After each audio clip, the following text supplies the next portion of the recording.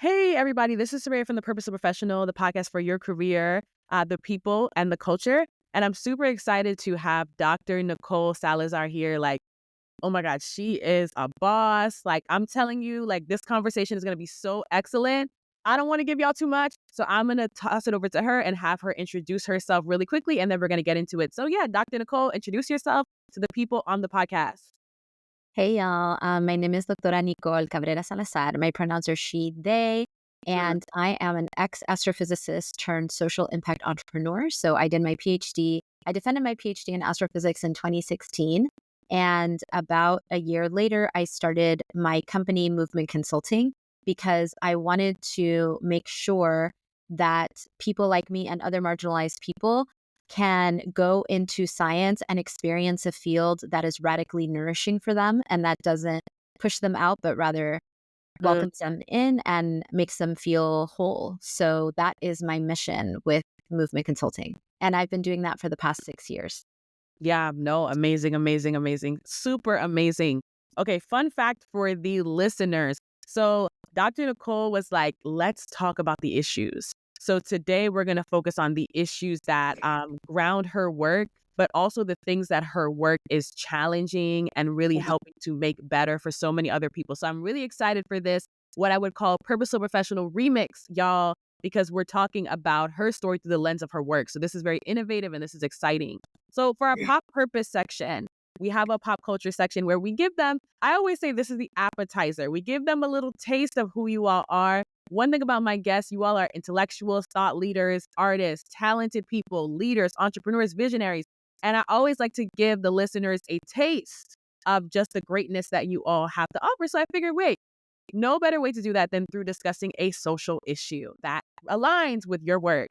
So I was on another podcast and somebody asked me about DEI versus MEI. And I was kind of like, hey, what's MEI? Don't tell me that they came up with a Blue Lives Matter of DEI. But no, they did. They did. And they did. And apparently we know DEI is diversity, equity, and inclusion. And some people say DEI is DEIB, diversity, equity, inclusion, belonging. Well, MEI is merit, excellence, and intelligence. My And God. it's becoming a thing now. It's catching on, the tech bros. And I know that you're in the STEM space, so I could only imagine this MEI conversation might also reach your space very soon if it's not there. People think that DEI challenges deservingness or merit, excellence, and intelligence. So I wanted to hop into that conversation with you because I figured you would be the perfect person. I heard about that and I was like, yes, I'm going to discuss this with Dr. Nicole. Absolutely. It was like my moment because you're the perfect person to talk about this meritocratic system and Yeah. whether or not it's something we can truly believe in. So my first question is, apparently they have countered DEI with MEI, merit, excellence, and intelligence. What are your first thoughts and impressions? My first thought is that it's bullshit. Yep. Because first of all, I think I need to give some background here. So there's a lot of anti-DEI laws being passed in different states. It's an election year. There's just so much going on, of course.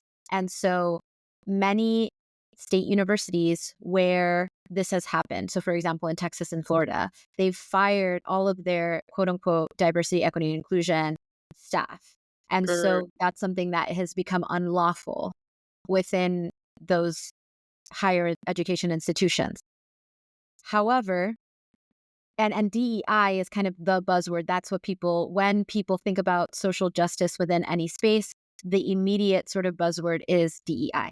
However, I want to state that my company and the work that I do, we do not do diversity and inclusion work, right? So Yeah. that's one of our tenets because diversity is about numbers and that's not what we want.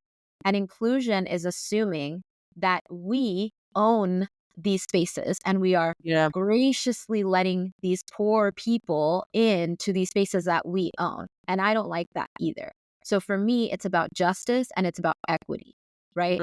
So when I hear something like DEI has to die or, merit, excellence, and intelligence, that it's bullshit because what that statement presumes is that people of color and other marginalized people are not excellent, they are not intelligent, and they don't merit being here.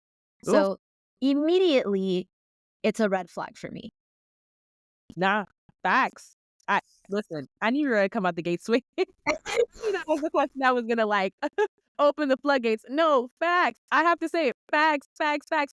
Everything you said, like I agree with wholeheartedly. And I think that that's the problem. Why is it that anything that is a movement for, we could say people of color, for marginalized identities has to be countered with this meritocracy situation? So it goes back to this concept of deservingness. And I'm Right. sure you tackle that in your work. Who deserves to be here versus who doesn't? Who's Yeah. excellent versus who isn't? Who is intelligent versus who isn't? And all Right. of these things are socially defined. Right. So it's foolishness.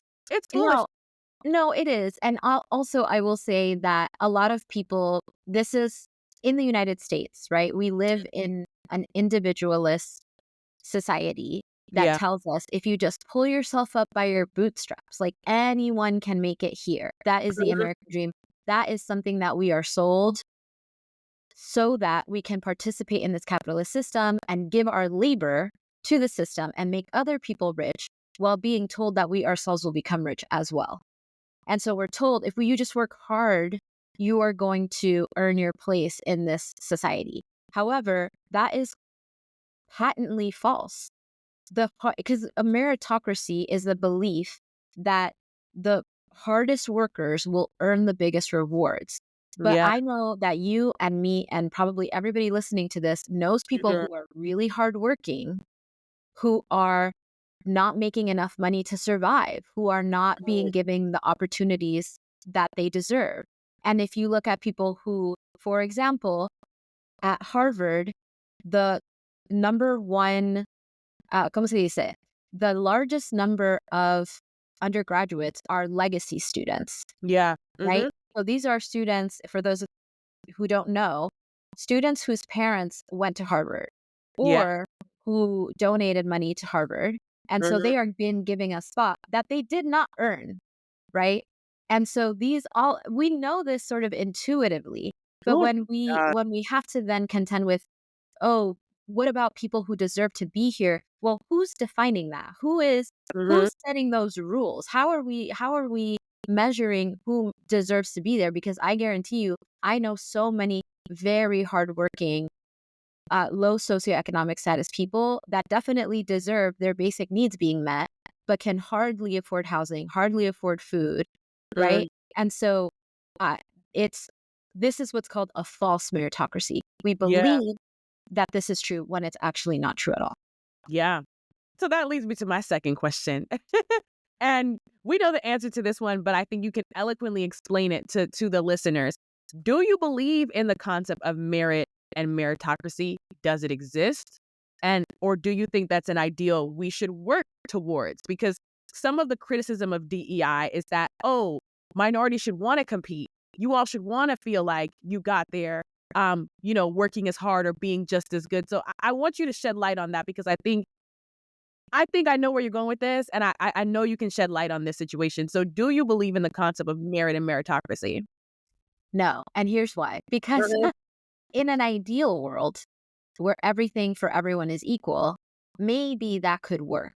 But Mm, the world that we all live in and the reality that we all live in is one in which there is extreme inequality, extreme social injustice, right? You have 1% of the people having 99% of the resources. yeah. So in that system that we exist, it is not possible from that framework, right? From that frame of reference to work our way up. It's just not possible, right? Mm, That is a make-believe world.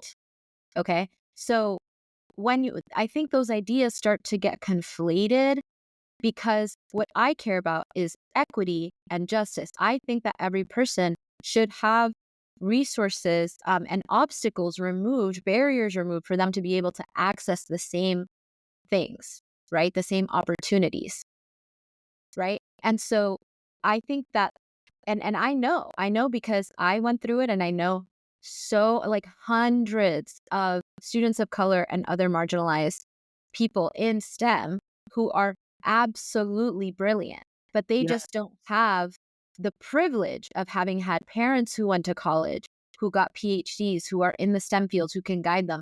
So I know for a fact, and I think we all know this, that most industries, not just in STEM, are based on social capital. Who do you know? Not what do you know? Mhm.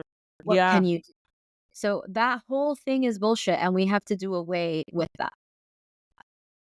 You're painting it so perfectly, and you also talked about legacy and the legacy admissions, like that being a issue that represents the fact that there is no meritocracy because, like you said, it's based and rooted in social capital.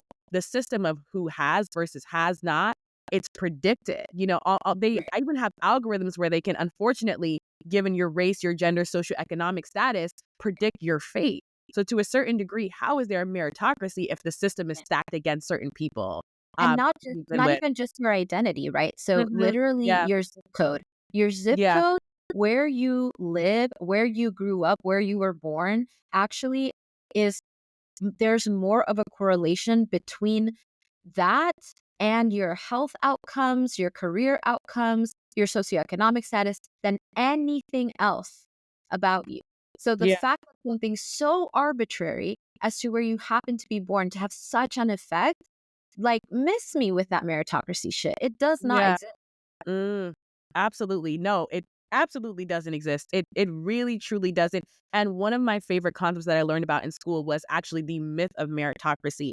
It's funny because the arguments against DEI are like, oh well, DEI is fluff and it doesn't get much done. And we're going to talk a little bit about this throughout the episode too, like where traditional diversity programs are failing. Because yes, DEI needs to be revamped or even repurposed for its true what I believe its true mission is.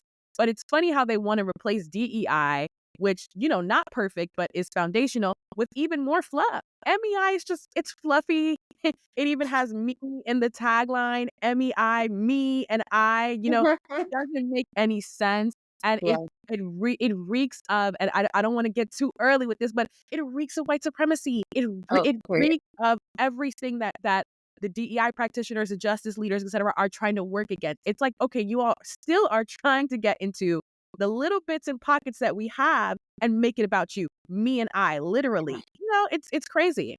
It's Yeah, crazy. and I think honestly a lot of the backlash, and I'm sure that your listeners have heard about this, but there's definitely a white lash, right? So Mhm. whenever Yeah. periods in history that we've seen Black and brown people achieve something great, there's always a white lash like Mm. happening right Yeah. afterward.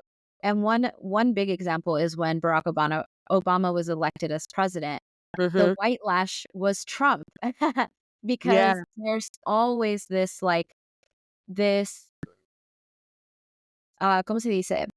Uh this idea that when marginalized people do achieve something, then we have to tear them down. We have to bring the Mhm. status quo back. So I think a lot Yeah. of this talk about MEI is just a backlash or a white lash at the fact that the population is becoming increasingly more diverse and less Mhm. white. Yeah. And so Mhm. they're going to do anything to hold on to power and the privilege that they do have. Yeah. And so how do we maintain the status quo? We villainize the Mhm. people who are, coming, quote unquote, coming for our jobs, coming for our Mhm. status, Yeah. right? And then we pit people against each other so that they can do the fighting for the people who are truly in power, right? Ooh. Another example I can think of is that every major Black economic achievement. So, for example, communities that were very wealthy Mhm. were then burned down, Yeah. right? Yeah. So, Tulsa, Oklahoma is just one example. There was also an example in New York City. So this is like about power, maintaining the status quo. Absolutely. I honestly feel like everything you said, I 100% have to agree with. And I was just thinking about like Black Wall Street and Tulsa. So it's funny that you brought that up. Yeah. But you're right. You're right. There's absolutely this need to counteract or step into the small spaces and pockets that we find for ourselves. And I Yeah. think that's what this MEI represents. So my last question in this section is I wanted to talk specifically about excellence and intelligence as somebody who started movement consulting and in the space to get people of color to, number one, like affirm our gifts, recognize that we have things to offer, but also number two, get other people to stop playing us and stop treating us like we're less than, or like we don't know we don't know what we really know, or we don't know that we are who we really are. I Period. want to ask you, like, what do you think defines what makes someone intelligent? What do you think defines what makes someone excellent? And do you think those terms are objective or subjective? They're definitely subjective. I mean, there are many types of intelligences. This is something that we've known for at least 50 years. I don't know when the research on that came out, but there are Mhm, multiple intelligences, right? People bring so many things to the table. And actually, I mean, this has been in the literature for 15, 20 years, something like that, where, we found out that groups of homogenous people, so people who look the same, think the same, are not mhm. as good at solving problems as heterogeneous groups. So people Yep. who think differently, have different perspectives, right? And that's because people who, if I'm in a group of people who all look like me, the assumption that I'm going to make unconsciously is that I don't have to explain anything to them and we're all on the same page. And so we Mhm. don't actually get into the nitty-gritty of solving these problems. Mm, So number one, that we've been knowing that diverse groups solve problems better, and you need critical thinkers in STEM. Like these are mhm, huge problems that we're solving, right? Technological issues, social issues, etc. So that's number one. And then also I think that like there is a first of all, like just the fact that we have to have this conversation in mhm. 2024 to prove in some way that people of color are actually intelligent. It Yeah. stems from eugenics and anti-blackness, specifically in the United States, Mhm, where there was literally centuries of government funded research to mhm. prove that black people were inferior to Yeah, white people, yeah. right? And Mm, on it. we're still living Yeah. with the repercussions of that. So Mhm, I feel like it's like, no, like it's just such a crazy thing to have to say, hey, people of color are fucking brilliant. They're really smart, but they also bring with them lived experience and experience. Mhm, perspective that you're going to bring into a group that would never have even thought to solve a problem that way. mhm. So it's extremely Absolutely. valuable. But besides being intelligent and being brilliant and quote unquote bringing something to the table and being valuable in a capitalistic sense, as how much labor can I extract from this person, to me it's really much more about justice. People of color and other marginalized people deserve to go into a STEM field and do their Yeah. science, do their research, and just be able to do their job without being dehumanized Mm, day in and day out. That's what it's about for me. It's about yeah. just they deserve to be there just as much as anybody else does. And in fact, sometimes more, to be honest with you. Yeah. Sometimes more. I have to say that sometimes more because, like you're touching on the lived experience, it provides you with so much of an edge, especially when we think about the fact that one of the reasons why social entrepreneurship hasn't been able to gain the traction Mhm. it's supposed to have gained in the last, we could say 10, 20 years, is because we have people without lived experience trying to solve problems for people who have the lived experience. Oh, So when period. you come into situations and you actually know how to speak the language of the affected community, how to understand their Right, food, their customs, their upbringing, the lingo, how they operate, their right. ecosystem, their families, right? You can understand how to solve the issue. So I think that lived experience is so important, so very important. And you touched on something very, very chilling because I remember when I was in college and I encountered for the first time the deficit hypothesis, where they basically were saying, like, hey, Black people are intellectually inferior. And they use that to justify slavery. So when you were touching on Right. eugenics and everything, I'm like, okay, Dr. Yeah. Nicole's going there because at the end of the day, a lot of the podcast listeners are probably like, what is this, y'all? I'm going to provide you all with the links. We're going to provide you all with the links. Look this up, understand this, because we didn't get here overnight. We did not get Period. here overnight. This is Mhm, centuries old work, mhm. and mental work. And even when I hear like, Black excellence, or you probably hear like Latina, Latinx excellence, it's almost like we're trying to reclaim the excellence that was stolen from us.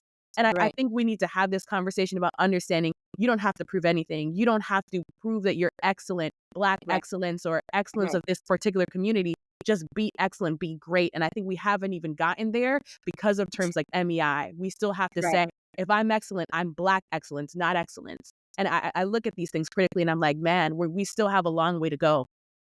I know. But And it's so sad because the conversation about Black excellence is so important because that we are living in a society where Black people are not considered to be excellent. So I we're, understand also the need to say, this is like, let's shout this out. This is Black yeah, excellence.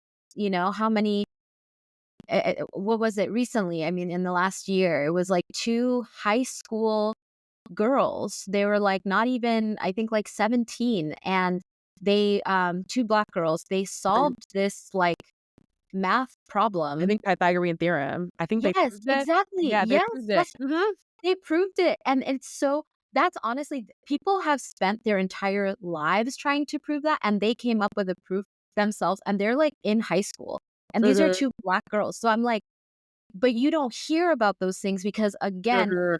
the whole point is to maintain the status quo, so if those stories if we knew how common those experiences are among Black and brown people, then it's Yeah, gonna start to topple the systems that we live in. So that conversation about Black mhm. excellence is important because we need to give visibility to that. But the fact that we have to is really fucked up, you know? Yeah, absolutely. Okay. Woo! That was that. That was the appetizer where you're like, do we still have room for the entree? Yes, we do. So, yo, I collaborated with Dr. Nicole and she gave me 3 social issues that ground her work. So we're going to discuss each of them. Starting with the first one. Marginalized people are actively discouraged and pushed out of their STEM path. So I would first like to give the viewers and listeners understanding, why is this an important issue to you? Why is this something that you wanted to raise voice to?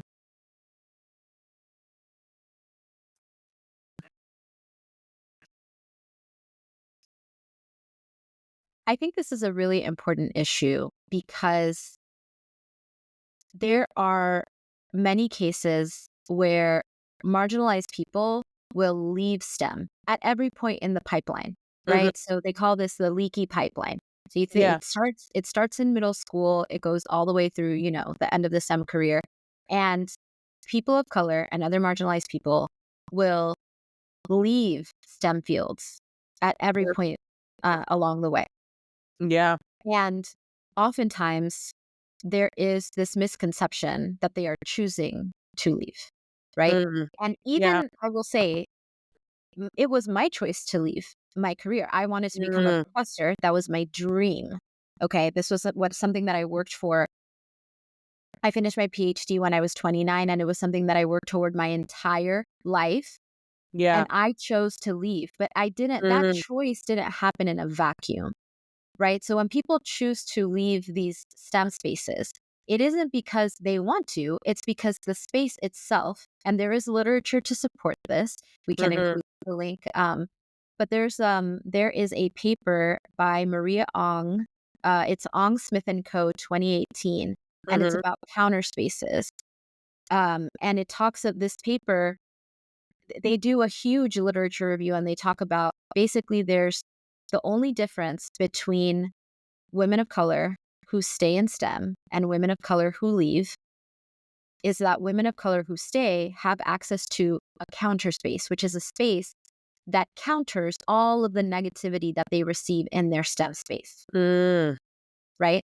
So the thing is, when the environment itself, the culture is so toxic to marginalized people that it pushes them out, right? And you might Yeah. decide, "Oh, I'm gonna leave because I had to," for example, myself, I had to take 4 months of medical leave because of I was on the verge of a mental break, and I had to stop writing my dissertation so that I could get better.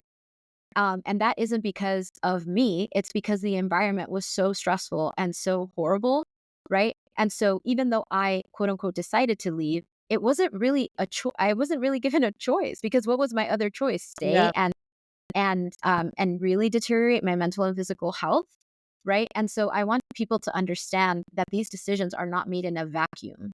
Even when people are like, I don't want to be in academia anymore, or I don't want to be in STEM anymore, I want to do something different. That is not necessarily a choice that they make with full autonomy, right? And so I think it's really important for us to understand, and that paper talks about that the number one reason that marginalized people leave STEM is because of a toxic cultural environment Mm-hmm. that makes folks feel like they do not belong there, they don't deserve to be there, and that's why people leave. Yeah. Yeah. No, that's really, really powerful. And the reason why I wanted you to give voice to that is because I think you're right. There's this narrative of they left, not they were forced to leave. Like, Right. oh, they left, and we'll see them, nowadays, a lot of them are influencers. Like, oh, I was a researcher and now I'm this TikToker and I share facts. And it's like, okay, cool. I see a lot of people, leaving academia, becoming influencers, doing online courses. And we live in a day and age where it's possible, like it's possible to pave your own path. But it's kind of like you also have to kind of ask yourself, oh, like, did they leave? Or were they, did they leave willingly because they're like, oh, like I'm just excited to leave? Or was it like, man, I left in tears. I left feeling less than. I left understanding the work I had to do to fight for those that look like me. Like people don't understand what the leaving looks like because I think that Right. narrative isn't even being, if we're just 100% honest, it's not even being covered. We don't even Oh, talk no. about why people leave, you No, know? totally. And the thing is that once people leave, right? So I'm thinking about like in my department, for example, where I got my PhD, the person leaves and then there's no institutional memory of that person. Yeah. So just wait a Mhm. couple of years and no one will remember that that person was ever there. No one will Oof. talk about all the bullshit that they went through, and the professors are still there. I guarantee you that. The culture is still there, Mm, but there's no history, right? And so people come in and every year the cohorts get more and more diverse. There are more of us going into STEM fields. They come mhm. in completely unknowingly, no support structure for them, right? And they have no idea that these things were happening before and will probably happen to them. And Yeah. so when it does eventually happen to them, when they experience discrimination, when they experience all these negative things, the human instinct is to internalize that and be like, wow, this must be my fault, because you're being constantly told in more ways than one that you don't belong there, you're not good enough, you're not smart enough. Why that you're being compared to your white peers, and the punishments and the scrutinization that happens in those environments is not equal across the board. People of color are more heavily scrutinized, and so when you experience that and you don't have a concept of social consciousness and you don't have a concept of like, this is what's happening systemically, this is a system of oppression, it's a phenomenon, it happens to people like me, and it Mm, happens within the whole system. When you don't have that concept, the only thing you can conclude is this is my fault, I'm not smart enough to be here. yeah. Wow. Wow. So I want to know for you, what was the moment when you had to leave, but then you had to advocate? Because I could only imagine, and the question that I have for you, the exact question is, what was the moment for you when you realized that you had to move beyond existing in STEM as a professional to advocating for the future of STEM to be diverse? Because there are people who leave and don't advocate. So how did you know, number one, you had to leave, but then number two, you had to advocate? I feel like it wasn't a moment, it was a process. Mm, So the first step that happened, well, it was kind of like over a long period of time. So there was a period of time, maybe like a year. Well, the whole time while I was a PhD student, I had a really hard time. I wanted to quit so many times because it was just so hard. And mhm, psychologically, like the mind games, the insidiousness. Like if y'all have seen Get Out, right? It's mhm, all like that movie does such a good job of delineating the sinister, insidious ways that mm, racism works, because nobody ever comes out and says anything racist, but it's these little things, right? And yeah, so it's so sinister that it fucks with your mind. Like you feel like there's something wrong with you. You know what I mean? And so for me, there was like a lot of those experiences, which then culminated in me just being like, I can't take it anymore. I have to, switch careers. But yeah, then being like, "Oh, I'm getting a PhD in astrophysics. What the fuck do I do if I don't become an astrophysicist? Like, mhm, what do I do? What career can I possibly ooh, go into?" You know? yeah, And it took me 6 months to tell my advisor that I was not gonna continue in academia. And it took me a mm, long time because I could have left, along when you're in a PhD program, you get your master's along the way. That's how it usually works in STEM. And so I was getting my master's degree and I was like, should I just leave with my master's? Because what am I going to do with a PhD? And then thankfully and very luckily for me, I got into career counseling at my school. And my career Mm, counselor really helped me over a long period of time. I saw her for probably 3 years. yeah. Um, and so over a long period of time, we spoke a lot about careers and what I might want to do and things like that. Mhm. And she always told me, I see you as having your own thing. I don't know, like it feels like you need to have your own thing. And I Yeah. was like, I Mm. mean, I'm just trying to get a job, but but so during that Mm. time, while I was going through career counseling, trying to figure out what I wanted to do, I was doing a lot of science communication. So I would do public talks, lectures about astronomy, teaching the public. And I was like, maybe this, I'm like, I'm good at this. I'm a first generation college student. I went to community college. My family didn't go to college. And so I really wanted to connect with specifically people of color who are they don't get these same opportunities, right? A scientist coming in and talking to you about like, these different concepts. So I was like, okay, let me do that. And then that led me to taking a race and ethnic relations class because I was like, I know what it's like to be Latina, but I don't know what it's like to be Black or Indigenous or Asian in these Mhm. fields. And I want to be able to better serve my audience. So I took this race and ethnic relations class, and that's when things started clicking for me. That's when I started connecting the Yeah. dots like, oh shit, like a lot of the things that I'm experiencing is what my professor is talking about in this class. Like, Mm. this is not just a coincidence. Like, it's not even just me being a woman in STEM, right? Because even the white women in my department were not experiencing the same things that I was experiencing, right? And so there was this extra layer with my ethnicity being Latina. I am a white Latina. So I feel like, Mhm. every marginalized identity that you have, it just gets more and more fucked up, right? So Yeah. this was a process of several years of me being like, well, first I want to be a science communicator, but then I was like, I was learning, so I was taking sociology classes on the low and I Mhm. wanted to learn more. I was reading a lot. And then I was like, hey, this is fucked up. Actually, it's fucked up that this happens to not just me, but other people. I want to do something about it. And that's when I started creating programs within my department to support marginalized students. I started creating workshops. I created a mentoring program, lots of things. Like I'm, I feel like whenever I see a need, I have to do something about it.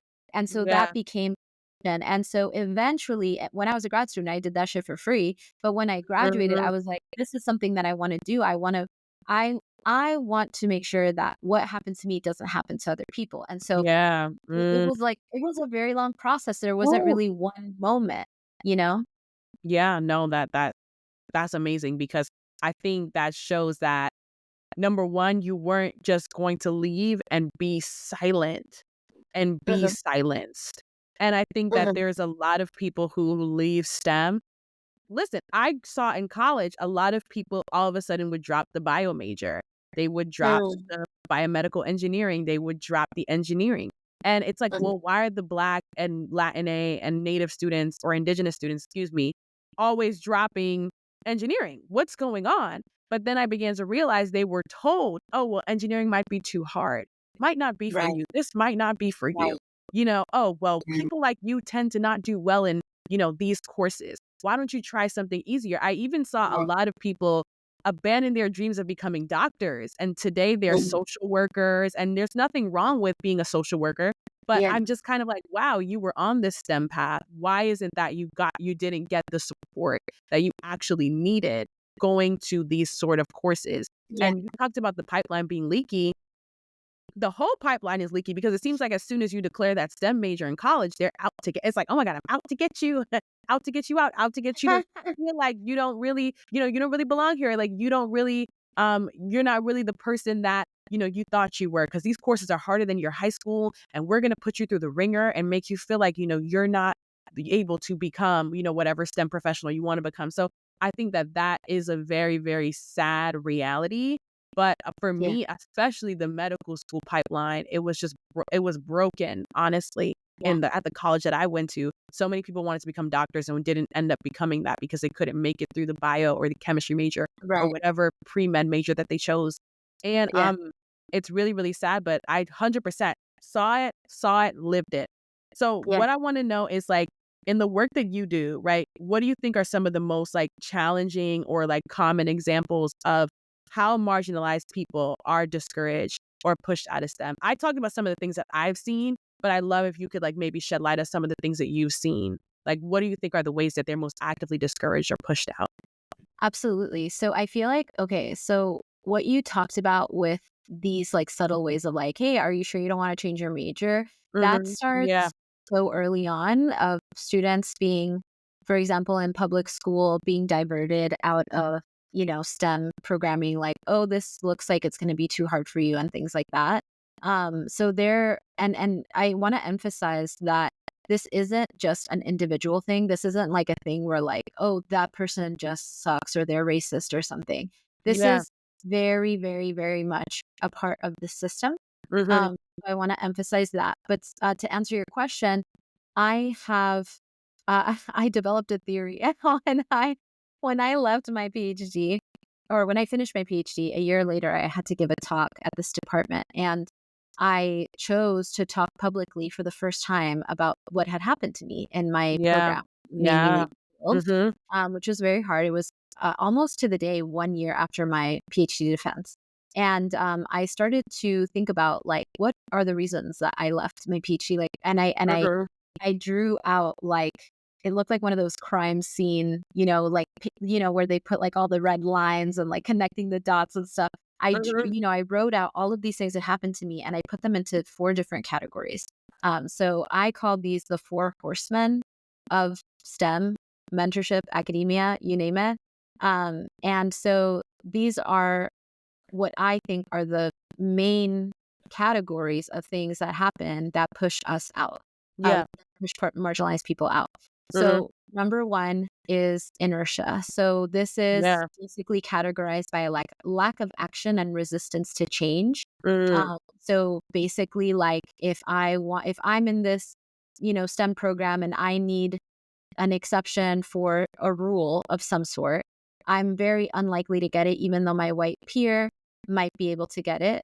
Yeah. Um, and so a lot of times they'll say, "Oh, well, this is how we've always done it." Mm. There's absolutely there's no impetus to advocate for marginalized folks to even Yeah. for simple things. Hey, I need to change this course to this other course. So that's Mhm. one barrier for sure. And it involves also a denial of bias. So people who are in positions of power, I mean, we're not talking about like Trump MAGA people. We're talking about liberal, well-meaning white people, Mhm. progressive, self-proclaimed Yeah. progressive people Yeah. who are like, oh, I'm not biased. I'm a liberal and Mm. Oh my God. um, so that's one thing, the inertia, the lack of doing something to advocate and to make changes that are necessary.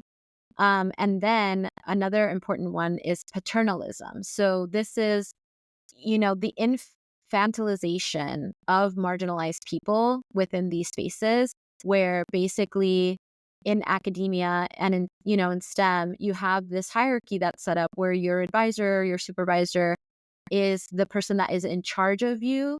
And so a lot of times what I see is they kind of tell you like, "Oh, I know this field better than you do, and I think that the path or the research that you want to do, that's never going to happen. Like Mm. that's too ambitious, something that I was told, etc." Right? Yeah. There's this presumption that, oh, like that's going to be too hard for you, so let's deviate from that, or like you shouldn't go to Yeah. that conference and present your research because you're not Mm. ready, and it's just going to be hard for you, right? So there's this condescension, presumption of skill, and even toxic benevolence, like, hey, I'm trying to help you out, I'm not trying to, I Oh don't want you my to look God. crazy out there. Ooh. Oh my God. It just aligns with everything I know to be true. And Yeah. you're giving us vocabulary for things that Oh, we've experienced that we never were able to talk about. And I wanna thank you for that because I didn't even know what toxic benevolence is. And I'm like, "Oh my God," like, I went through that in college, and I wasn't a oh, STEM major, I was an econ major. But yes, it's this thing of, like, navigating Calc 2 and Calc 3. Oh my like, mm, "Oh, can you do math like this? I just wanna right. make sure that you can succeed in this class." to Right. test me if I can do math like this. Like, why did you Right. do that? You know, Right. so I think I'm like, man, I'm getting vocabulary for things that I went through that I never had. So Right. thank you. Thank you for educating us because yeah, wait, what? Like toxic benevolence. I'm like, oh my God, what? But what Yeah. I want to know though is, um, Well, there's 2 yeah, more. So add it. sorry. Come on, I'm, jump in, like, jump reading in, before. jump in into this. So Yeah. it's like, okay, so first we had inertia, then we had paternalism, Okay. and then the other 2 are suspicion and aggression. So Mm, suspicion involves, like, a lack of faith that someone can do something, and it's a limitation of their growth. So as a grad student, as a PhD student, that's the time for me to make mistakes, right? I'm literally yeah. getting to know this Mhm, field for the first time. I'm doing research. I've done some research in undergrad, but this is at a whole another level. This is mhm. where I should be able to make mistakes before I go out there in the real world. Yeah. Uh, Play with bigger machines and bigger lab equipment and stuff like that, right? Like, Yeah. but it's kind of like for as a marginalized person, if you make a mistake, you're heavily scrutinized. So it's like that limits your ability to grow. It Mhm. literally hinders your growth, which then later on can be cited as a reason why you should not continue or a reason why you should not get your terminal degree, Yeah. right? Oof. So, and this suspicion also feeds into a false meritocracy Mm, because it's like, oh, like you don't deserve to be here. Or like, for example, something that I would see a lot in I would teach as a grad student, I would teach astronomy labs. yeah. And I would hear people complain all the time about students like saying like, wow, like how many grandmothers can they possibly have? Like, they put all these excuses for why they couldn't finish a homework or why they couldn't do XYZ, right? And they want to punish them to the full extent of the law, right? Like, they're like, no, I'm not going to let this person like pull the wool over my eyes. And I'm like, yo, why? First of all, why is it so serious? And also, maybe Yeah. like these people are human beings, but there's so much suspicion. Like, it's like they Mm, don't want to trust that, yeah. like anything that marginalized people say Mhm. and they're like, "Well, if you just worked harder, you would do better. Like, if you were just more dedicated." Oof. Right? Yikes. Yeah. Oh my God. Like having children, like reliving things that I've experienced, I've seen other people experience. But one thing I want to know is you were able to, so you talked about having this experience where you were able to, number one, like write down and map out what happened to you, right? Mhm. You were able to actually give voice to what happened to you. And today you're talking a lot about like, toxic benevolence, false meritocracy. So you're actually able to look at the system and say, point at things that you experience and say, hey, this is what I experienced. And then use that as fuel for the work that you do today through movement consulting. But there's so many people who haven't made it there. They haven't Right. gotten there. And my question for you is like, do you think marginalized people in STEM have spaces where they can share their viewpoints as openly and as boldly as you have? Or do you think they're Mhm. encouraged to remain silent and like kind of like keep up this facade? Like, oh, everything's okay. I'm not gonna rock the boat. Yeah, totally. So, I think that the spaces that we do have within STEM are definitely for us, by us. Like, Mm, this is definitely people are encouraged to remain silent. And not, I wouldn't say encouraged to remain silent. I would say that they are threatened not to say anything, woo, and to keep up. Because if you think about it, there are so many aspects of what we call white supremacy culture, yeah. which is just the belief that whiteness is superior, Mm-hmm. and that leads to a culture of perfectionism, of right to comfort. There's if Yep. y'all want to look Yep. up Tema Mm-hmm. Okung's white supremacy culture characteristics, right? So in those spaces, they are white spaces, and Yeah. so you are as a scientist, anybody in STEM, you have to assimilate to that culture or Yeah. you will not be allowed through. Okay. So always in STEM and academia, right? So if you want to become a professor or researcher, your advisor, your supervisors, their letter of recommendations are hanging over your head. Mm, You can be blacklisted and yeah. never work there again because you can't get a job, you can't get a postdoc, you can't get a faculty position if you Absolutely. don't fall in line. And that's not just STEM. I mean, that's like every industry, right? But STEM and Mm-hmm. academia particular it's particularly abrasive sometimes just because of the way that those demographics are within those fields. Um, but yeah, like we are definitely forced to assimilate to that culture. Otherwise, we're out. And for myself, I have created a space for myself that is outside of academia and STEM, but Yeah. also going back into those spaces. Mhm. So the way that I have been able to do it is I had to create something of my own. And Mm. now, I mean, basically, I can say whatever I want. Like, clients literally pay me to Yeah. tell them what Yeah. is the problem here, how can we Mm. resolve it, what can you teach us, you know? And that is a privilege because people who are still in the system, who still want to become researchers, who still want to be promoted, who still want to practice their field, Yeah. they cannot do what I do because Yeah. on pain of getting fired, on pain of like being blacklisted. Mm. So it when I the way that I speak about things, I definitely have a lot more privilege in Yeah. being able to say them because I don't exist within that realm anymore. And I will also say that as someone with a PhD, Yeah. as someone, I'm Latina, but I am white. I Mm. am a US citizen. I Yeah. don't speak English with an accent, except for my Mm. Miami accent. All of those privileges make me somebody way more palatable to hear these things from. Because Oh I know God. Black women and Indigenous women Yeah.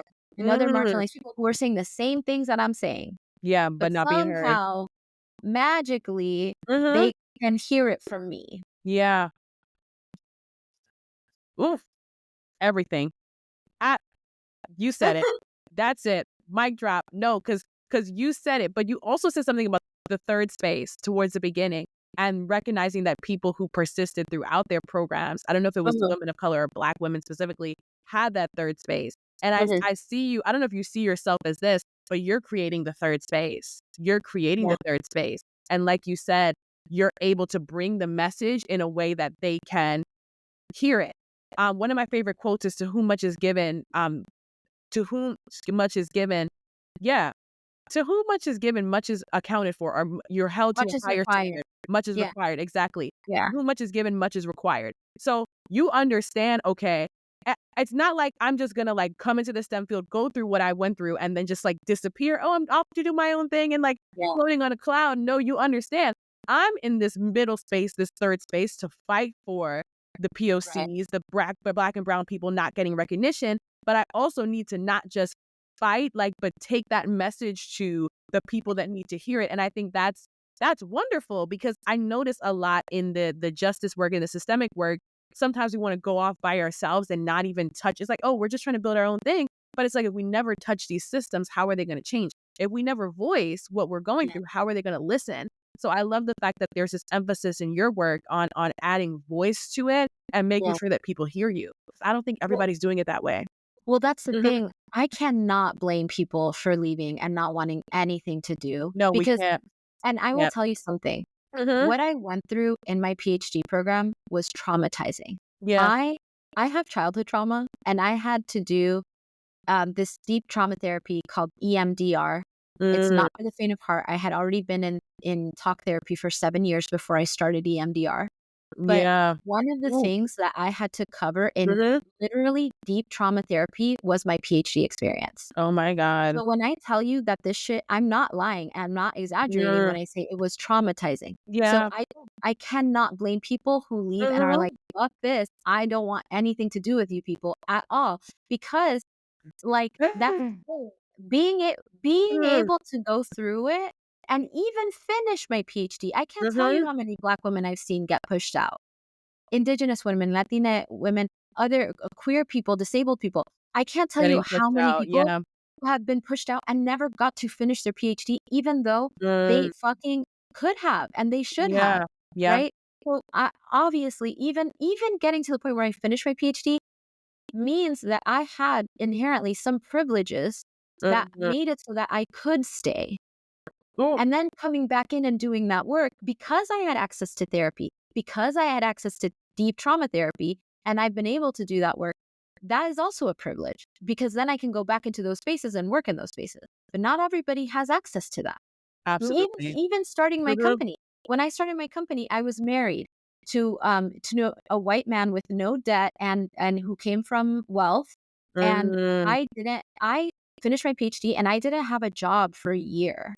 I was searching for the right job. I didn't want to just go to any job. yeah. That is a privilege. Every other person that I know who has started a business, either their parents have funded it, so Mm, wealthy people, or they had to side hustle it while they had another job, or they just couldn't do it. Not because they didn't yeah. have the ideas, they didn't have access to resources. So the Ooh, fact that I was even able to start a yeah. company is completely dependent on the fact that I was married to someone with wealth who could cover all of our bills while I figured my shit out with my business. So Yeah. when I say this thing, this is systemic. Like it's not like not everybody can do that. You know what I'm No. saying? Yeah, not everybody can.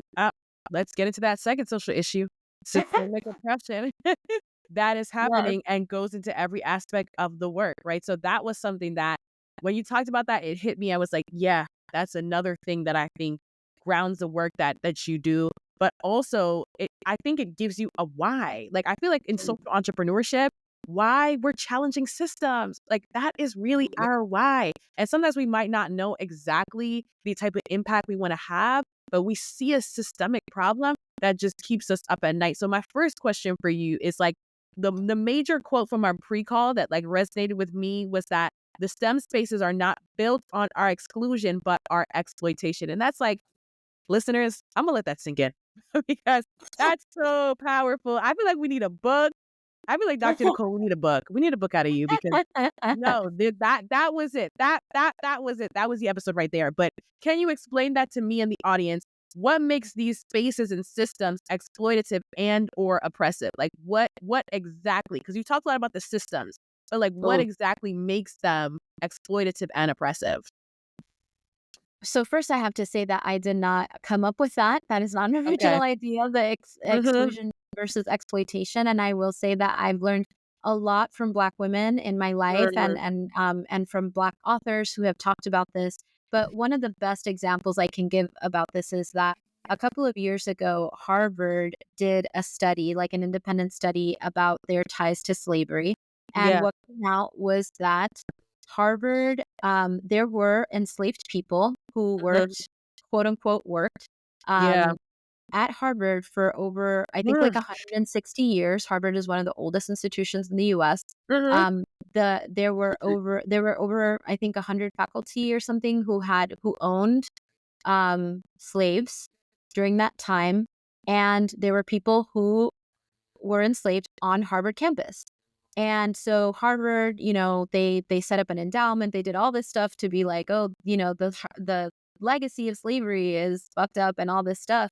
But when you have a literal institution, a university that is considered one of the best universities in the United States, that was literally built by enslaved people, that doesn't just go away.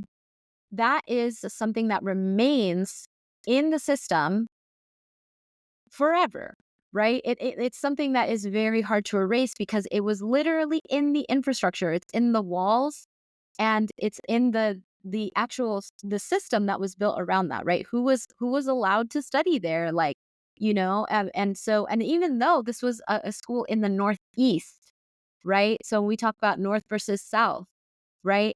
That, this was something that did happen up there. And so something that can mirror that is, fast forward a few hundred years, and I think it was maybe like 5 years ago or so, there was a labor strike by I think it was the janitorial and cafeteria workers at Harvard who were not getting paid a living wage, Mm. right? And so when you talk about who is allowed in these spaces, who is even allowed in the room as someone who is invisible Yeah. and does invisible work for shit pay, and who is Mhm. actually allowed to come into these halls and benefit from the social capital, benefit from the education that they're receiving, right? Like, this is not something that goes away. And that Harvard is just one example. I think there's another study that talks about how most of the Ivy League schools had a similar history. Of course, in the South, you have, of course, a lot of those universities also. And so this this is something that people don't understand. Like, Harvard has like something like $1 billion endowment. They have all Mhm. this money. And back in the day, they had donations from slave owners, Yeah. from plantations, right? And so that money that sits there and just grows, right? And all their investments, they literally profited from slavery. Mm, Okay. So there is a vested interest in maintaining the system exactly how it is. yeah. Right. And of course, times have changed. And so they don't want to look bad. And they're doing all of these things to quote unquote correct their legacy of slavery. But the fact of the matter is that Harvard is still, and most of these institutions are primarily white institutions, primarily wealthy students. Um, and there are so many barriers, and especially now with the overturning of affirmative action by the Supreme Court, Yeah. this is something that's it's a problem that's just gonna get worse. So Yeah. when you have an institution that's built like this, the culture is inherently Mhm. built on the exploitation of Black people and other Ooh. marginalized people. And so that is going to seep into every single thing, every system, every policy, every social interaction, every cultural aspect. Yeah. Yeah. And I mean, everything you said is right, especially when it pertains to that these institutions not wanting to grapple with their history when it comes to slavery. When I was at college, there was the Pen and Slavery Project, and I don't even know where that is anymore because there were really hushed conversations around it. It's like, oh, we want to talk about it, but we don't really want to talk about it. Right. And it's one of those moments where when you go to an institution, which the majority of us have been to institutions and spaces that were built by people that were marginalized, it gives you another understanding of, okay, literally like the bricks that I walk upon were laid by someone that looked like me, who was not seen as a human being at the time, who was seen as a piece of chattel. You talked about Right. the Harvard, I guess you could say cafeteria or food service workers having to go through not being appreciated. That same thing happened when I was in college. And I remember penning a column about the Black food service workers and how they were treated and how Black History Month wasn't recognized and they weren't celebrated. And so, I mean, these are things that I lived. These are things that I lived and I literally saw. And I think you're right. Like, it's something that permeates so many aspects of society that it is built in. The exploitation is built in. The marginalization is built in, and it's reinforced by these systems. But I want to ask you because in the last couple years, right, there's been a conversation on diversifying STEM. And it's like, okay, we know that we know that the system is the system, but if we bring more people of color in, if we bring more marginalized people in, maybe that's going to make it better. So my next question for you is like, in the last few years, there's been an overwhelming push to diversify STEM fields and other high earning fields. However, like, in spite of this increase in diversity, there seems to be a limited emphasis on systemic change. Why do you think STEM professionals of color, maybe some, not all, might have dropped the ball when it comes to advocating for inclusivity? Because in our conversation today, we've talked a lot about the system, the system, the system. But I know that you know this. There's this faulty belief that, like, if I put more people of color, if I put more marginalized people in a broken system, the system's just going to automatically become better. So, Right. number one, like, why do you think like STEM professionals of color haven't, like, I guess, counteracted that belief that, oh, just because we're here, things are automatically going to be better? Or do you think there are efforts to counteract that? I would love to hear your thoughts on that.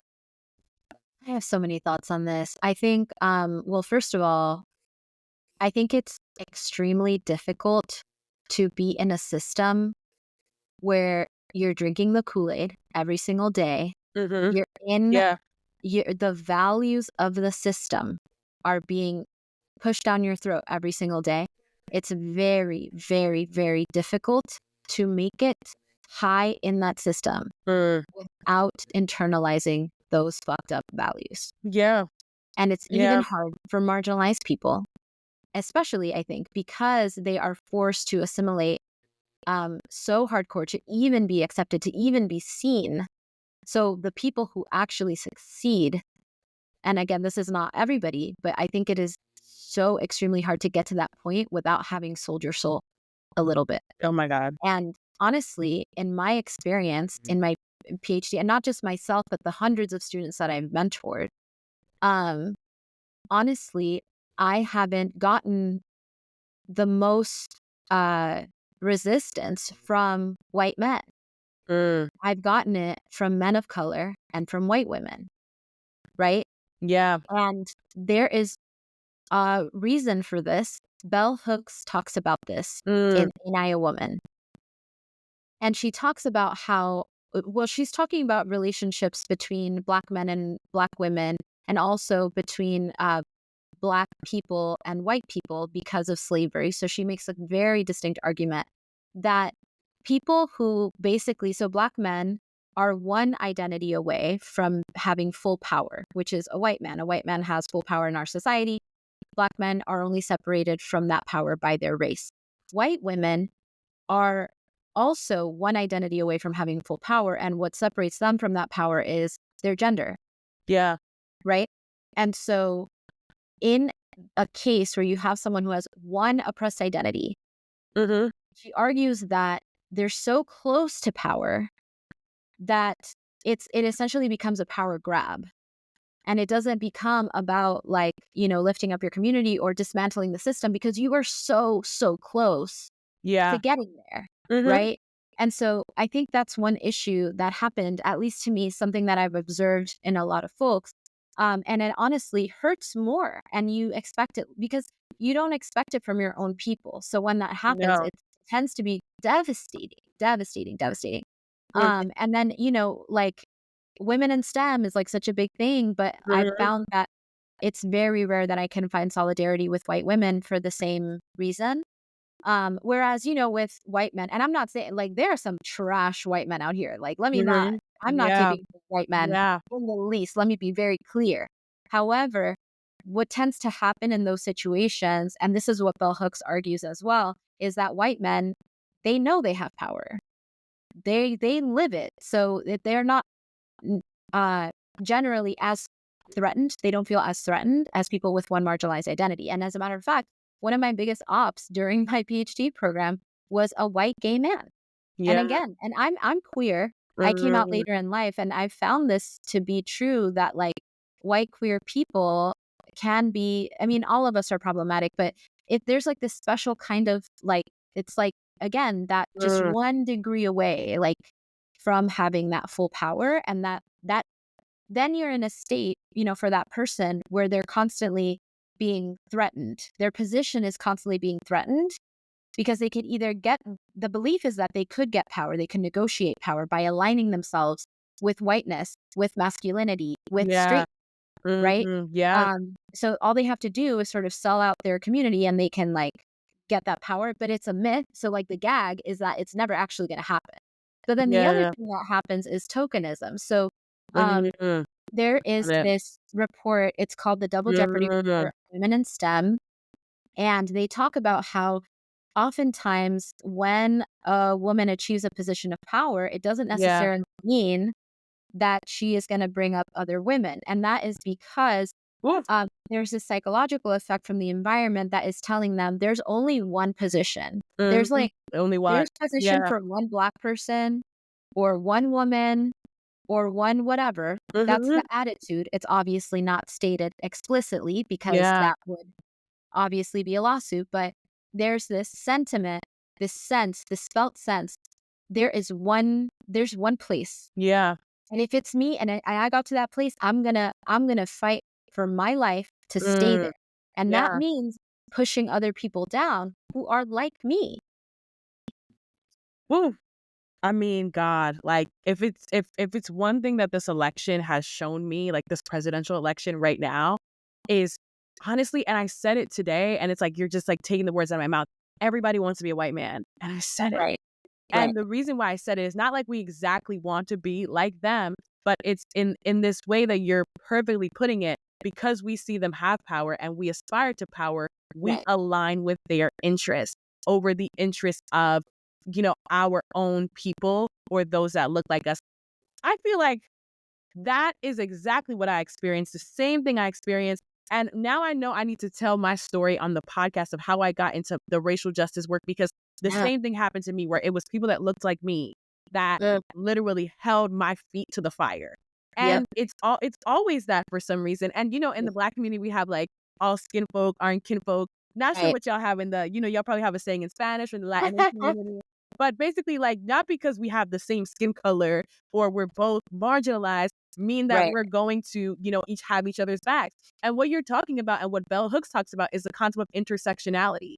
And Yeah. that's like the intersections is really where my identity exists. So not Right. just being a woman, not just being a person of color, not just being if you're a queer person, like it's the intersections of all these things Right. that give you your unique experience. And that's what we must address rather than the identities in distinct ways. But there's this conversation about, you talked about the white men, right? There's this Mhm. conversation about, there's this paradox almost because it's like, okay, so the white men are the ones that have the power. People align themselves to them and Right. they're making everybody else act goofy and funny and be shady Mm, and, practice tokenism and everything. But then there's this conversation about like, okay, when the white men leave, it will be better. Like when we get them out, when we get the old white men out the door, it will be better. So I want to know, like, navigating this paradox of like, okay, number one, y'all are trying to pursue whiteness in whatever way you can. But then right. it's this thing of like, oh, they're making us do it. The old white men are making us do it. But when they leave, like, oh, we're all going to be free. Like, where do you think this mindset comes from? Do you think it's like well intentioned or do you think it's a distraction from addressing current issues? Like we've talked about intersectionality, like the system. Where do you think that mindset comes from that, like, oh, when these old white men come out the door, all of a sudden we're going to love each other, kumbaya, work together, be inclusive? Like, where do you think that mindset comes from? Well, first of all, it kind of reminds me of like, oh, if women ruled the world, like it would be such a better place. And I'm like, have Mhm. y'all met white women? Like, Mm. honestly, I will say this. I'm like, the thing is, it can be so insidious. Like, and I almost want to be like, I have white women friends. I am a white woman, period. Right. Mhm. But I'm like, Yeah. the thing is, just having a gender that is marginalized doesn't mean that you are going to, like, I think that this mentality about, oh, when the old white men retire, then everything's going to be better Mhm. is one, lazy, Yeah. and two, individualistic. Mm. Because the presumption in this statement is that it's individuals that are the problem. It's if these just bad apples left, then everything would be better. But that is not true. And it's lazy because it means that if I am a marginalized person, or if I am a, quote unquote liberal, or I'm progressive and I care, then that means I don't have to do any work on myself and the ways in which I am perpetuating these values, right? And the whole point, if we walk away with one thing after this conversation, Mhm. is that it isn't a problem of individual people, it is a problem of the system. The Yeah. system itself needs to be dismantled. The system itself needs to be looked at because it doesn't matter. Like these individuals are always going to be there. And also, it definitely doesn't take into effect about how young white men are currently being radicalized, right? And there's so many, you know, ¿cómo se dice? There's so many sexist men coming up, like the podcast bros, like Yeah. Pastor oppression is girl, it's type not of just things. old white men, y'all. Like Yeah. it's not like sexism, Mhm. misogyny, transphobia, like homophobia, all of that is alive and well. And that's happening not just at that older age. You know what I'm saying? This is something it's Younger systemic we guys. have to Yeah. deal with, Young you guys. know? Mhm. Right. So I'm like, it's not when we say, oh, when the old white men retire, everything's gonna be fine. It Yeah. absolves me, it washes my hands of the whole issue. When in actuality, and I tell people this all the time, when I give a Mhm. talk and I'm talking about we have to really be mindful of all of these, isms, I tell people explicitly, if you don't think I'm talking to you, I am. I am talking to you, the person who might be the most marginalized person in this room. We still all perpetuate these things. So if we look at it from Mhm. a collective standpoint and a systemic standpoint, Yeah. then that statement becomes moot. Yeah. Mm. Whew. I mean, it makes me think of the quote, and I'm not sure where I heard this, but you can't dismantle the master's house with the master's tools. Where did I hear it? I That definitely is Audre Lorde. Audre Lorde. That is Audre Yes, Lorde, yeah. okay, because I was like, "Dang," I was trying to get her name. But Mhm. no, it's the truth. It's definitely the truth, and it speaks to the fact that I hear that all the time. We hear that all the time in business, like, "Oh, when the old boys club retires, when they retire, when the CEOs, the boomer CEOs get out of here, it's gonna be better." But no, it's not gonna be better because the boomers raised the millennials are raising Gen Z and Gen Alpha, right? And Period. and and the cycle is continuing because nobody's reflecting on, hey, like what I grew up believing about myself, about people that are different from me, about the systems of power and privilege. I'm complacent in it because I participate in it without any sort of, without any sort of remorse or even guilt. Right. And I'm not here to say that guilt is something that I want people to feel, but the No. truth is, if you're participating in a system of power and privilege and not reflecting on that power and privilege and how to use it for other people, you are complicit and you are re-perpetuating the system. And Right. this is coming from me as I walked among some of the most privileged Black people in the country. I'm talking like, people who were spoon fed to go to elite boarding schools and then Right. went to elite colleges. And today they are sitting at cushy jobs, making 200K, 300K, not giving a damn about the Black community or Right. anything that we're going through. And it sucks for me because, like you, I felt like I had to give up an elite path to do what I'm doing today, the movement Right. work, and it's a thankless job, but it speaks to the fact that we're just not we're just we're so into the cop outs that we don't Right. recognize, hey, the work needs to be done, and if we keep on blaming this or that, it's just not going to be done. And I hear Right. that all the time, like, oh, just get in, play the game, get the position of power, and then make the change. It's like, okay, I hear you, but I just feel like we said that 50 years ago, we said that 20 years ago, we said that 10 years ago, and we're still in the same place. So something has to change. Something No, has to change. absolutely. And I think that there's this concept in political organizing called within, without, and against. Yeah. And the Mm, idea is that you need all three to create systemic change. So within, it's like, the example is I want to do something for my community. I get elected to local office. And within that position in local office, I will make change, right? So that's one way. Then without is, let's mhm, say, an organization, a grassroots organization that's like, fuck the, local elected officials. They're not doing shit for us. So we are going to mhm. organize ourselves and we're going to give ourselves mutual aid. We're going to meet the needs of our community without the government. And Yeah. against is when you have people or organizations, for example, the Stop Cop City movement in Atlanta, Mhm. who are putting pressure on elected officials and against them in order to create the change. And the thing is, you need all three. You do. Only You do. one is not going to give that to you. And also, Mhm. the longer that you are in a system like that, it's gonna change you at some It's gonna point. change you. Yeah, it's It's like, gonna change what, you. I don't Yeah. remember what Marvel movie this is from, but somebody said, you either die a hero or live long enough to see yourself become the villain. Like, Mhm. I literally, Ooh. you know what I'm saying? It's Yeah. impossible. Like, you become part of the system eventually at some point, and you have to be so intentional, and not just intentional. Like, there's things that you are asked to do that you either have to look the other way, or, you know what I mean? There are people who have to resign because of the stuff that happens at their jobs and stuff like that. And so it's like, yeah, this is a system thing for sure. No, it 100% is, and it's making me reflect very, very deeply. But I wanna end on the third social issue, and I think the one that is so central to your model and what you do with movement consulting. So we talked about individuals doing the internal work to unpack the societal and institutional values they've internalized so they can show up in right relationship with others. So I think that we talked a lot about the foundations of like tokenism, imposter syndrome, all of these things. But you also talked to me about two exercises that you do with your students, like both Mhm. of which are extremely impactful. And I think that I'd like to discuss both because I think after this conversation, people need to like get up and do both.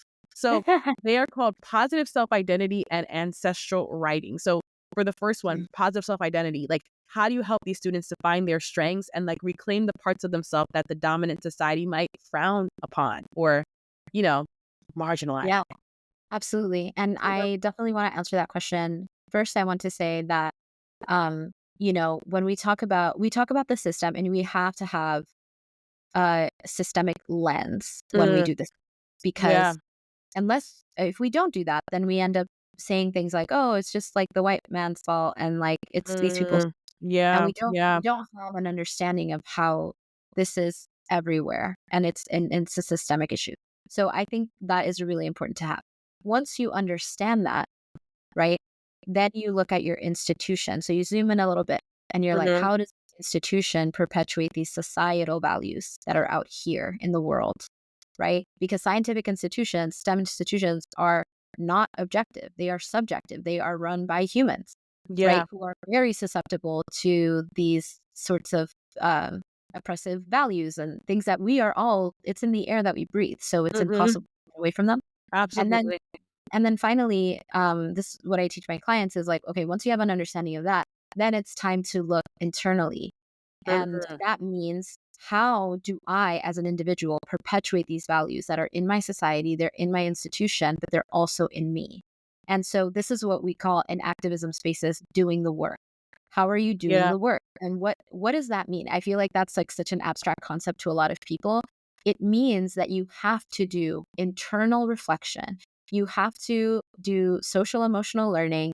You have to ask yourself really hard questions. Sometimes like this is through therapy or through learning. It's like the learning and unlearning. I had to do this myself when I started to take these sociology classes. I realized, like, oh my god, I actually have so much privilege, and mm, everybody is problematic to somebody. Like, no yeah, person has every single marginalized identity you can possibly have.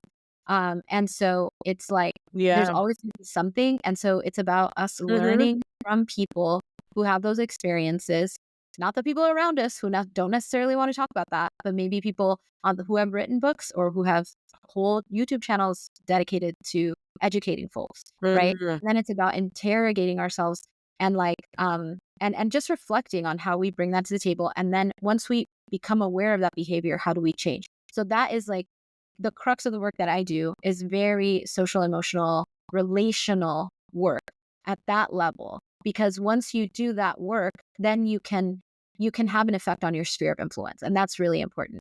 So yeah, what you mentioned was teaching marginalized people how to have a positive self-identity. mhm, And this is something that is it's difficult to do, because the STEM environments that we're in are constantly telling us that we're not good enough, and that we're not smart enough, or yeah, and we can't do it. We just should do something else, right? mhm, So we have a workshop that we do where we bring first awareness to the negative aspects, the negative stereotypes that society tells us about our marginalized identities. So, for example, our yeah, race, our gender, our sexuality, mhm, um, disabilities, etc. And then, so for people, it's really easy to like, yeah, like this is what society says about Black people, about Latina people, etc. Then we have them go through this process where they journal about memories, and they share memories that they have that are connected to the marginalized identity they chose. So, for example, their culture, like what are some really positive things that you remember, that you love? Like, for example, I love that my native language is Spanglish. I love mhm, food from my culture. I love the things that I learned, the values, the community. Like, there's so many positive things about my culture. And then, so like once it's like, first is the awareness piece, always awareness first. Then, okay, we need to reframe this identity in a positive light using anchor core memories that we have within ourselves and things that we know about our communities. And then we do this ancestral writing piece where we think about other ancestors who have been part of our lineage, yeah, who share that marginalized identity, whether that's race, sexuality. It's oftentimes kind of hard as a queer person, not knowing any other queer people in my family. And so, like, if we do these exercises where we're asking folks, like, okay, like, if you could speak to an ancestor mhm, who shared this marginalized identity, what would they share with you? What's the yeah, wisdom they would have? How would they be proud of you? Like how how would they speak to you, right? And then we also ask them to then write a letter to a descendant. And Uh, and so maybe not a direct descendant if you don't want to have children, but maybe some like a young child in your family who's later on maybe they discover that they're queer or they encounter struggles because of their race or their disability status, uh, and giving them wisdom that we have accumulated from having those experiences. And it's very powerful. I mean, people come out of those workshops feeling much more empowered and also with a sense of ownership over their narrative around their identities rather yeah, than allowing that narrative to be built and owned by someone else. yeah. I I I think one of the most powerful reflections I've heard, I was teaching at a summer camp, and one of the young ladies there said, "I am my ancestors' wildest dreams." And today that girl's a Harvard graduate, so she understood the assignment. Yeah, But I think it's amazing when we get to recognize, like, yes, like communicate and get to that level of number one, like, what have I been told to hate in myself, and how can I right. affirm that? How can I Yeah, counter that with something that is positive, like reinforce a positive self-image? And then also, yeah, like, I think the ancestral writing is so powerful, and I'm about to do that because I done went through some stuff today. It's funny mhm, that this episode came today because today I got rejected from another program I wanted to be a part of. And I was like, oh yeah, my God, it's once again, it's like I don't fit into any of the boxes. They're not okay with the fact that I do this diversity right. work and that I do it. And I'm just like, man, like, why do I do what I do? And it's just so important for us to communicate.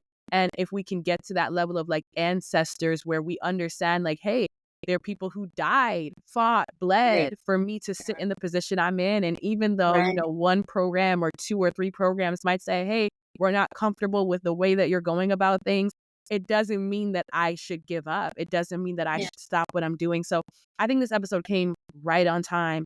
It came yeah, right on time because so many of us are going through things, even through my organization, the interns and volunteers, they're with me because they can't find full-time work. All women of color, people of color. And I'm just looking and I'm like, what the hell is going on? Like, why does the world treat us this way? So I yeah, think that this episode is such a healing opportunity for many of us to number one, listen to what Dr. Nicole is saying, like take it in, understand your own experiences, but also like do some writing, affirm yourself and move forward because you got this. You got this. yeah, Don't let them hold you down and hold you back. No, yeah. don't let them do it. Yeah. Absolutely. I love that. Mhm. Yeah. Okay, y'all. So this is Surayya from the Purposeful Professional. I was here with Dr. Nicole. And yes, we are out, y'all. Take care. Bye. Okay.